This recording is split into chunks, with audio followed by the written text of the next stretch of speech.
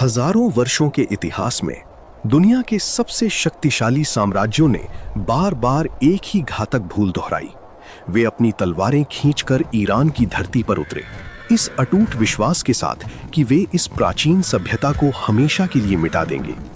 सिकंदर महान की विजयी सेनाएं, रोमन साम्राज्य की शक्ति, अरब लश्करों का उभार और चंगेज खान के विनाशकारी मंगोल, सबने इस भूमि को रौंदा। शहर जले, साम्राज्य टूटे और इतिहास ने कई बार ईरान के अंत की भविष्यवाणी की। लेकिन जो यहां हुआ वो असाधारण था। जहां बेबीलोनियन और असीरियन जैसी महान सभ्यताएं इतिहास के अंधेरे में खो गईं, वहीं ईरान हर बार राख से उठ खड़ा हुआ। और इससे भी अधिक चौंकाने वाली बात, ये सभ्यता अपने विजेताओं को ही बदल देती थी। कुछ ही दशकों में वही हमलावर फारसी भाषा बोलने लगते, ईरानी वास्तुकला अपनाते, उसकी प्रशासनिक प्रणाली को अपना लेते और उसकी सांस्कृतिक रंग में रंग जाते। ये केवल जीवित रहने की कहानी नहीं है, ये उस शक्ति की कहानी है जो तलवारों से नहीं, संस्कृति से जन्म लेती है। ये ईरान की कहानी है, एक ऐसा राष्ट्र जिसने हर हार को अपनी पहचान की जीत में बदल दिया। इतिहास की गहराइयों में उतरें तो एक दिलचस्प सच्चाई सामने आती है। दुनिया अक्सर मेसोपोटामिया और प्राचीन मिस्र को मानव सभ्यता के सबसे बड़े स्तंभों के रूप में देखती है, लेकिन ये तस्वीर अधूरी है। पुरातात्विक खोजें इस धारणा को चुनौती देती हैं।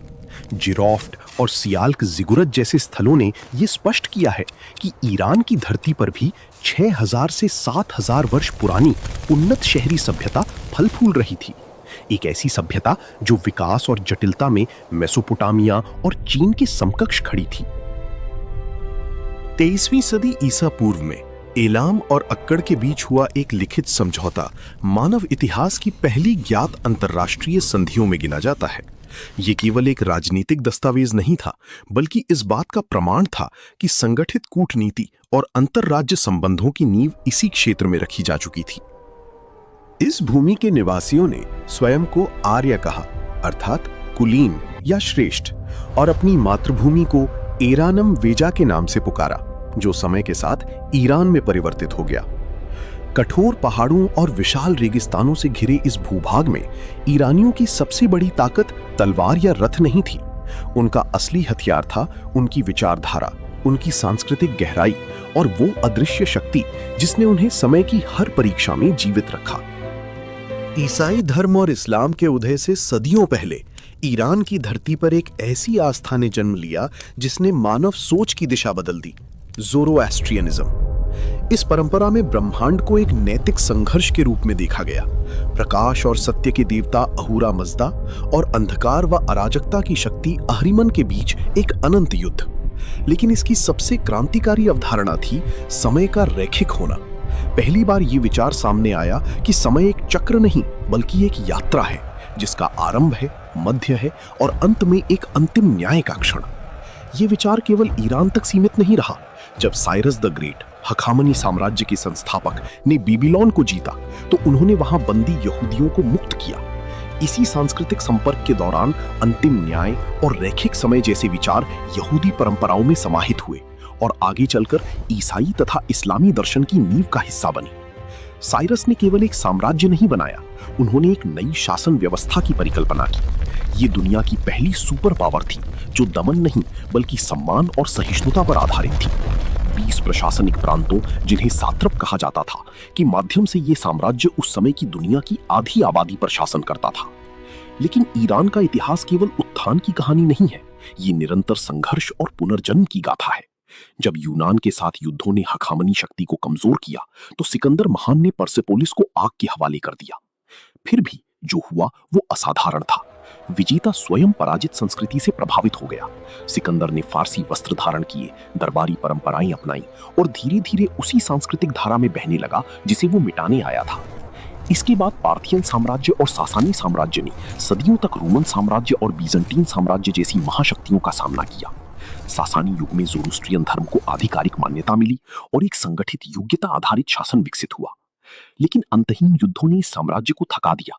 7वीं शताब्दी में अरब सेनाओं ने इसे पराजित कर दिया और इस्लाम इस भूमि का नया धर्म बन गया। फिर भी एक चीज नहीं बदली, ईरान की सांस्कृतिक आत्मा।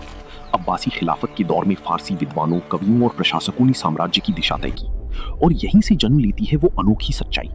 ईरान ने कई बार युद्ध हारे, लेकिन हर बार अपनी संस्कृति के बल पर अपने विजेताओं को ही जीत लिया। इतिहास के पन्नों में 1220 ईस्वी एक भयावह मोड़ बनकर उभरता है, जब चंगेज खान के मंगोलों ने ईरान की समृद्ध धरती पर आक्रमण किया। शहरों को मिटा दिया गया, सिंचाई प्रणालियां नष्ट कर दी गईं और ऐसा प्रतीत हुआ मानो ये सभ्यता अब कभी पुनर्जीवित नहीं हो पाएगी। लेकिन ईरान की कहानी हमेशा विनाश से आगे बढ़ती है। कुछ ही पीढ़ियों के भीतर वही मंगोल शासक इस्लाम को अपनाते हैं और फारसी संस्कृति के संरक्षक बन जाते हैं। भव्य मस्जिदें, शानदार स्थापत्य और कला के अद्भुत नमूने इस परिवर्तन के साक्ष्य बनते हैं। यही चक्र तैमूर लंग के समय भी दोहराया गया। उसने विनाश तो किया, लेकिन अंततः वो ईरानी कला, वास्तुकला और साहित्य का ऐसा प्रशंसक बन गया कि उसके संरक्षण में एक सांस्कृतिक पुनर्जागरण की नींव पड़ी। एक ऐसा दौर जिसने फारसी सभ्यता को फिर से नई ऊंचाइयों पर पहुंचाया।